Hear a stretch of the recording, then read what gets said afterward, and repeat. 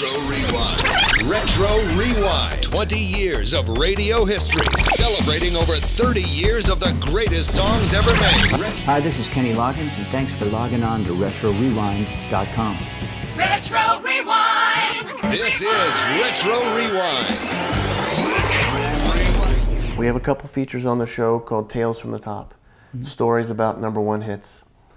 You've written two and had one as a solo artist. If you don't mind, we'll talk a little bit about What a Fool Believes, because that's a classic song that won you your first Grammy, I think. That's right. Yeah, you got another one the year after that. But the story is, I'll let you give your own spin, but I told you a little earlier, we talked to Michael about it, Michael McDonald. And you can put the stories back to back, but they're almost this is a rare circumstance of where the inception stories are very similar.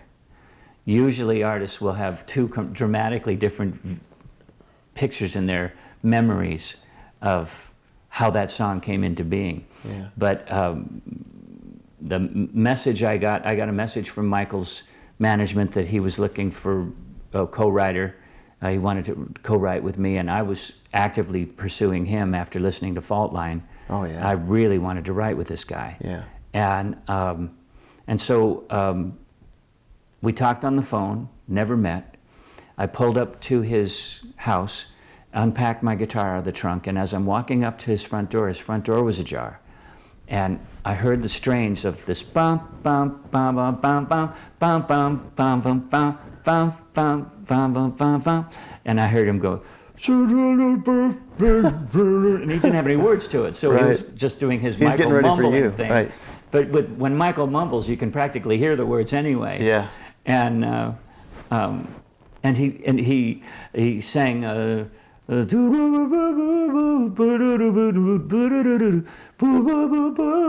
And stopped, and my imagination went. She had a place in a... I didn't have those words, but I had that melody idea. Wow. And I knocked on his door, and I said, "What were you just playing?"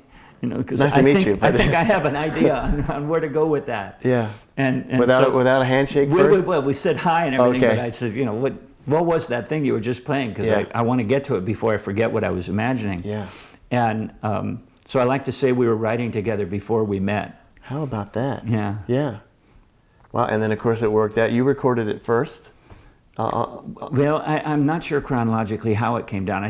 In my memory, we recorded at the same time, but I might have got there first as far as recording it. But, you know, I regret that I made the first and final mistake with Mike McDonald, as far as I, can be humbly say, is that I recorded a song that he should have played on. But I recorded it in New York, and I didn't have Michael, I didn't have access to Michael and how he played. Yeah. And I didn't fully realize that only Michael could capture what Michael writes. Yeah, okay. And because of this particular stride style that he's taught himself as sort of a black church gospel thing that he does, that's unique to him. Yeah. And when I worked with David Foster, who's a brilliant keyboard player, Yeah. he couldn't do what Michael does. Wow, and that's saying something. Yeah, Foz was classically trained thumb to thumb. Okay. Michael plays out here. Yeah. Where his left hand's doing this whole thing while the right hand's doing something else. Some kind of a groove. And so my biggest mistake on What a Fool Believes was, as I said, not recording it with Michael. And I got way too complicated on the tune. I didn't realize that, had it been just piano, we would have had the tune in the can already. Wow. Well, it worked out though. You still got your just due. Yeah, I sure did. And I was happy to see how well it did, obviously, and how well it did for the Doobie Brothers. That took us into This Is It as our second song. Yeah. And we had good success with that one too. Yeah, and you got a Grammy for pop vocal on that. Pop vocal on that one, yeah. And it was very gracious of Michael to let me come with my version first. Yeah. Because we never did really have a spoken understanding of who got to what first. It was just sort of whoever got there got it. Yeah. And of course, your other number one, just 25 years passed recently. It's probably hard for you to believe that, for Footloose. Yeah, a it song is. that's synonymous with you. I mean, you've had a lot of soundtrack success, and I think that's just amazing. You know, just because that's people's soundtracks, no pun intended, of their lives. You know, a lot of growing up and movies and things. But can you tell us a little bit about how you got? I think you told us a little bit before that Dean Pitchford was trying to substantiate his worth as a writer. As a songwriter. Songwriter, yeah. Yeah. And Dean was a friend of mine. We'd collaborated before on songs.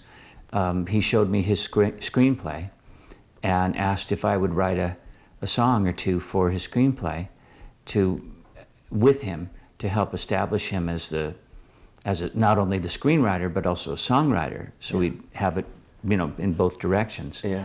And it was my pleasure to do it.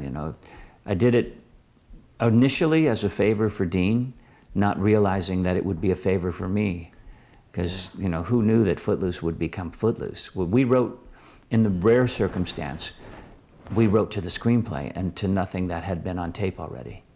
Oh wow! And I think in some ways that benefited the movie, because when they came time to doing those scenes where the music was integral to the scene, they already had the music.